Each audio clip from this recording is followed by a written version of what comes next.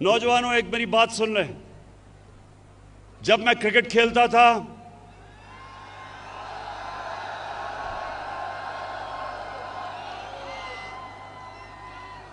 तो मेरे दौर में अपने अपने अंपायर होते थे। जो मुल्क होता था जिधर आप क्रिकेट खेलने जाते थे उनके अपने अंपायर थे। तो ज्यादातर जब टीमें हारती थी दूसरे मुल्क में तो वो कहती थी अंपायरों ने हमें मैच हरा दिया। तो मैं वो क्रिकेट की तारीख का 150 साल तारीख में वो पहला कप्तान था जिसने कहा कि न्यूट्रल अंपायर आने चाहिए, यानी कि अपने अंपायर नहीं होने चाहिए, दूसरे मुल्क से अंपायर मंगवाओ ताकि वो न्यूट्रल हो। और आप अगर दुनिया की क्रिकेट की तारीख उठा के देखें तो पहला कप्तान था जिसने अपने मुल्क में दुनिया की सबसे ताकतवर टीम वेस्ट इंडीज के साथ न्यूट्रल अंपायर मंगा के मैच खेला।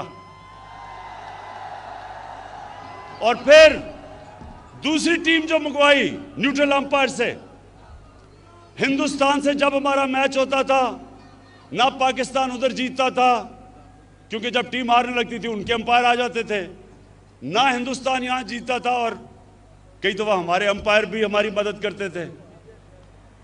तो मैं पहला कप्तान था जिसने हिंदुस्तान में जाके हिंदुस्तान के अंपायरों के होते हुए हराया हिंदुस्तान को। और फिर बस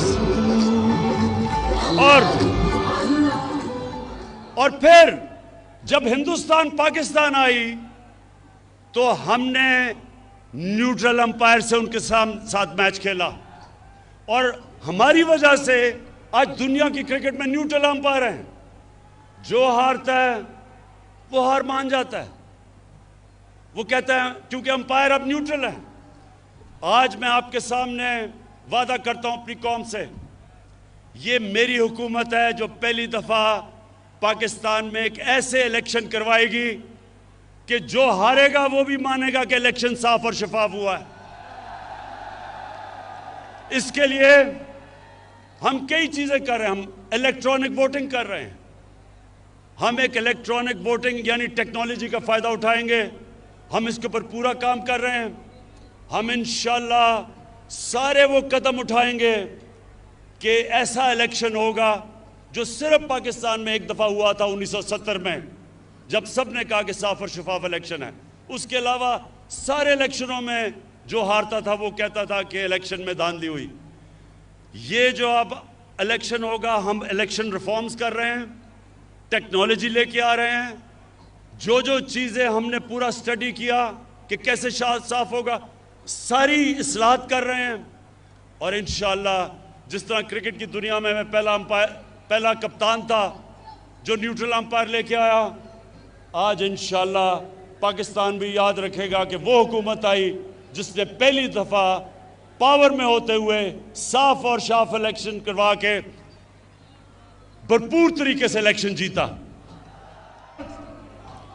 हमारे मुल्क में ये जो सर्कस लगाई हुई है, ये जो सर्कस लगी हुई है, ये वो लोग हैं 30 साल से इन्होंने इस मुल्क को लूटा। ये अमीर तरीन हो गए और कौम को कर्जों में डुबा दिया। इनके लिए एक और कानून था, आम चोर जो भैंस चोरी करता था या जो मोटरसाइकिल चोरी करता था उसके लिए एक और कानून था। और ये जो अरबों रुपया चोरी करके मुल्क का बाहर लेके जा रहे थे, इनको पाकिस्तान का इंसाफ का निजाम नहीं पकड़ता था।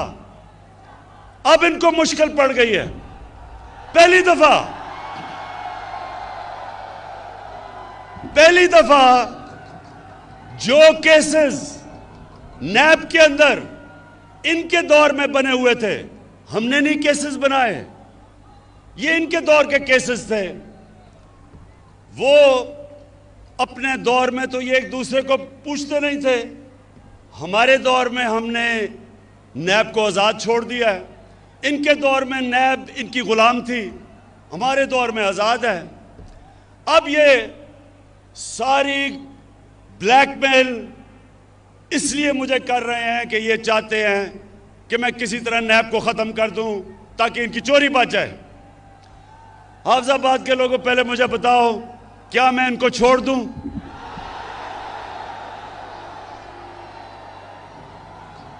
कहीं आपको इनके ऊपर तरस तो नहीं आ रहा? वो जब नवाज शरीफ की शक्ल आपने देखी कि जी बीमार हो गया, वो पता नहीं जिंदा भी रहेगा या नहीं। बड़े लोगों ने मुझे कहा, इमरान खान ये तुम क्या कर रहे हो, बेचारा मर ही ना जाए, पता नहीं जहाज पे भी चढ़ेगा या नहीं। हमारी कैबिनेट में भी एक दो ख्वातीन, उनके भी आंखों में आंसू आ गए इसकी शक्ल देख के। जैसे ही लंदन गया, लंदन की ऐसी हवा लगी कि सारी बीमारियां खत्म हो गई।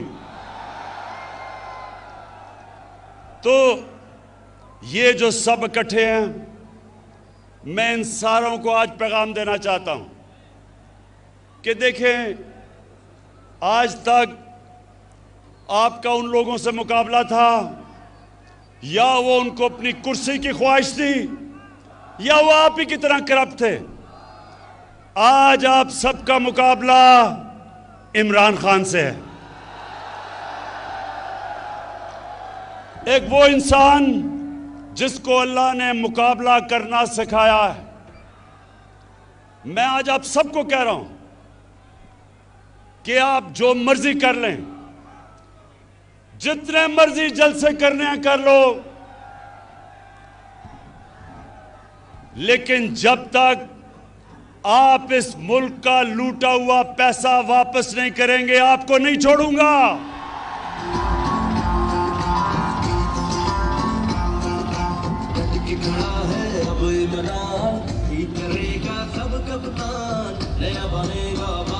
बस। अच्छा, इन्होंने पहले पूरी कोशिश की कि माशियत के ऊपर कहा जी माशियत खराब हो गई, इसको निकाल दो। फिर कहे जी महंगाई हो गई। इनके पिछले 10 साल में देखें कितनी दफा महंगाई आज से बहुत ज्यादा थी। फिर कहा जी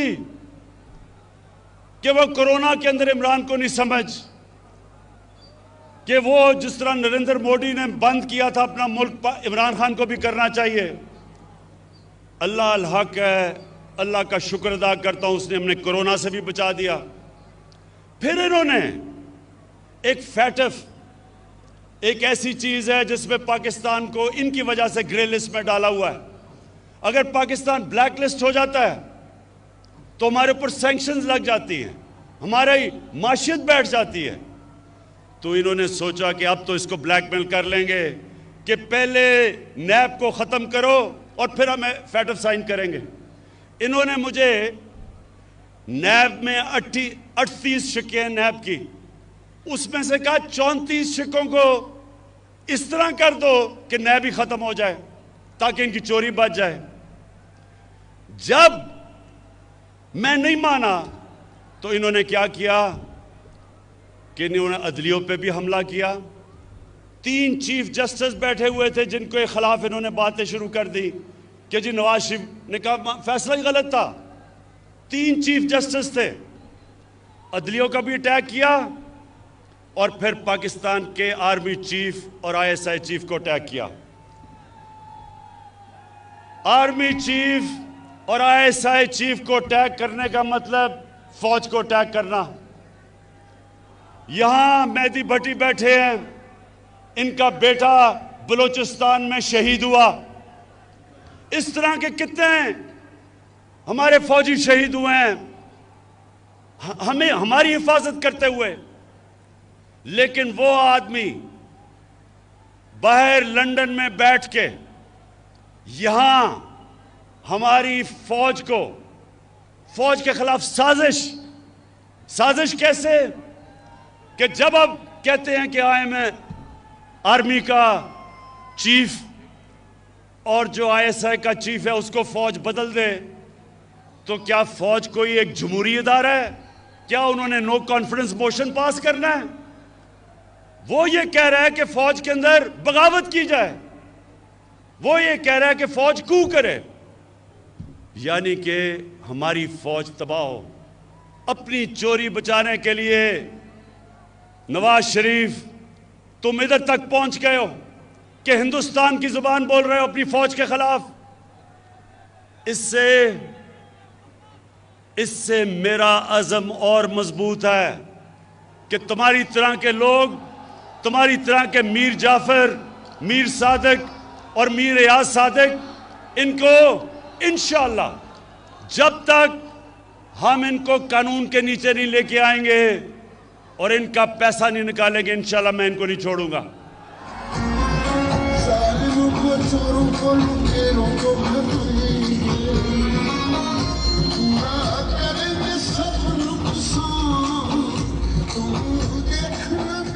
अच्छा, और ये जब सर्कस इनकी लगती है उसमें हर किस्म के लोग होते हैं। एक ऐसा आदमी है जो कि कहता है इमरान खान की वजह से इस्लाम को खतरा है। मैं उनको एक पैगाम देना चाहता हूं, और हाफिजाबाद के लोगों आप इसकी गवाही देना। आज तक पाकिस्तान की 73 साल तारीख में, हाँ मैं इसी की बात कर रहा हूं, कि डीजल ये कहता है कि इमरान की वजह से इस्लाम खतरे में है। मेरी वजह से इस्लाम खतरे में नहीं है, आपकी तरह के लोगों की वजह से इस्लाम खतरे में है।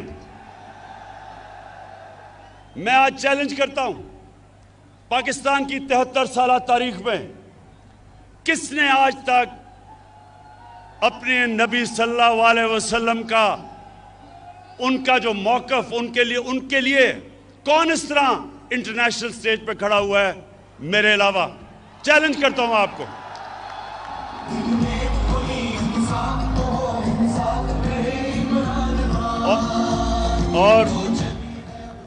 और ये मैं आपको बता दूं, ये किसी वोट के लिए मैंने नहीं किया, ये मेरा ईमान का हिस्सा है।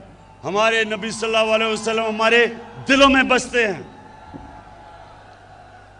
आखिर में ये सारे जो सर्कस लगाई हुई है, ये कहते हैं कि इलेक्शन में धांधली हुई, ये सारे कहते हैं कि इलेक्शन में धांधली हुई। मैं इनसे सबसे पहले सवाल पूछता हूं कि अगर इलेक्शन में धांधली हुई तो मैंने तो आपको कहा था कि जिधर भी धांधली हुई हम तैयार हैं इलेक्शन खोलने के लिए, क्यों नहीं आ पाए? मैं आपको बताता हूं क्यों नहीं आए। 2013 में 137 पिटिशंस थी जिन्होंने कहा कि इलेक्शन में धांधली हुई नेशनल असेंबली में। 2018 में 137 की बजाय 90 थी, 50% कम पिटिशन थी। और नून लीग की सिर्फ 11 पिटिशंस थी पंजाब के अंदर, और तहरीक इंसाफ की 14 थी। तो सवाल ये मैं पूछता हूं कि अगर धांधली हुई थी तो किधर हैं आपकी पिटिशंस? क्यों नहीं आपने कहा कि धांधली हुई? इलेक्शन कमिश्नर आपका, केयर टेकर आपकी, आपने सिलेक्ट किया था केयर टेकर इलेक्शन कमीशन, तो धांधली किसने की फिर? और जब मैंने आपको कहा था हम खोलने के लिए तैयार हैं, क्यों नहीं खोला?